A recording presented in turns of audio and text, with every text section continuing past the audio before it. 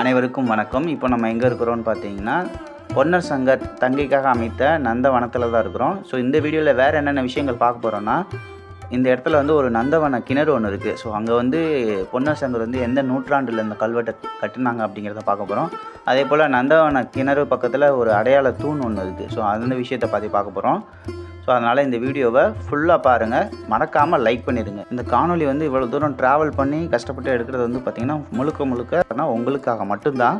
So அதனால தான் நம்ம இவ்வளோ தூரம் ட்ராவல் பண்ணி நம்ம ஒவ்வொரு இடமும் கவர் பண்ணுறோம். ஸோ மறக்காமல் லைக் பண்ணிடுங்க, உங்களுடைய ஃபேமிலிகளுக்கு ஷேர் பண்ணுங்கள். புதுசாக அந்த சொந்தங்கள் சப்ஸ்கிரைப் பண்ண மறந்துடாதீங்க. வாங்க காணொலிக்குள்ளே போகலாம்.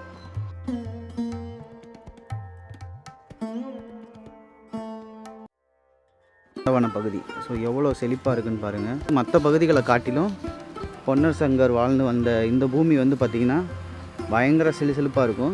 நந்தவன கிணறு ஸோ இந்த தங்க இருக்கிற இடத்த வந்து சுற்றிலும் பசுமையாக்கிறதுக்காக அந்த காலத்தில் பொன்னர் சங்கர் வெட்டின நந்தவன கிணறு.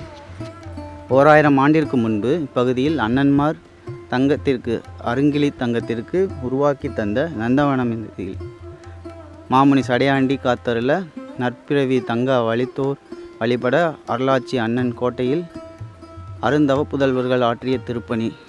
கிடைச்ச கல்வெட்டு வந்து பார்த்திங்கன்னா 1020, உங்களுக்கு தெரியும் நினைக்கிறேன்.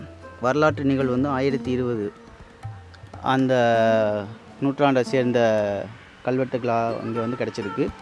ஸோ எவ்வளோ பசுமையாக இருக்குது பாருங்கள். இந்த ஏரியாவே வந்து அவ்வளோ செழிப்பாக இருக்குது பாருங்கள். எவ்வளோ தங்கால் அவங்களுக்காக அண்ணன்மார் வந்து ஒரு நந்தவனத்தை உருவாக்கியிருக்காங்க. அந்த நந்தவனத்தை இப்போ வரைக்கும் அந்த பசுமை மாறாமல் அதை வந்து நம்மளால் உணர முடியுது. ரொம்ப ஹாப்பியாக இருக்குது. ஸோ வாரவங்க அண்ணன்மாரை வேண்டி வாரவங்க வீரப்பூர் வந்துட்டு திருவிழா மட்டும் பார்த்துட்டு போகாமல் கண்டிப்பாக இந்த நந்தவனத்துக்கு வாங்க. கண்டிப்பாக வந்துட்டு திருவிழா டைம் இல்லாட்டியும் கூட மற்ற ஒரு நாட்களில் வந்து நந்தவனத்துக்கு வந்தீங்கனாலும் இதே மாதிரி தான் இருக்கும்.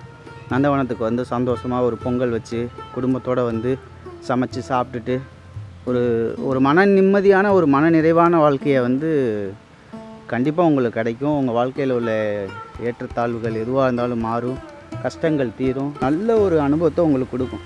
இந்த பொன்னர் சங்கர் வரலாற்று பக்கங்களில் வந்து இந்த தங்கால் நந்தவனம்ங்கிறது உங்களுக்கு அவ்வளோ ஒரு பாசிட்டிவ் வைப்பு கொடுக்கும். அங்கே பார்த்திங்கன்னா தெரியும், மக்கள்லாம் எல்லாம் வந்திருக்கிறாங்க.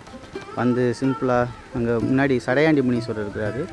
ஸோ இவருங்க அந்த தங்கால் வந்து இங்கேருந்து நந்தவனத்தில் இருக்கிறப்ப அவங்களுக்கு வந்து ஒரு காவலுக்கு ஒரு தெய்வம் இருக்கணும் அப்படிங்கிறதுக்காக அங்கே சடையாண்டி முனி வச்சுருக்காங்க. அங்கே எல்லோரும் மக்கள் இருப்பாங்க பாருங்கள், உங்களுக்கு தெரியும். நான் உங்களுக்கு பக்கத்தில் போய் காட்டுறேன். அடுத்த வீடியோவில் நம்ம மீட் பண்ணுவோம். நன்றி.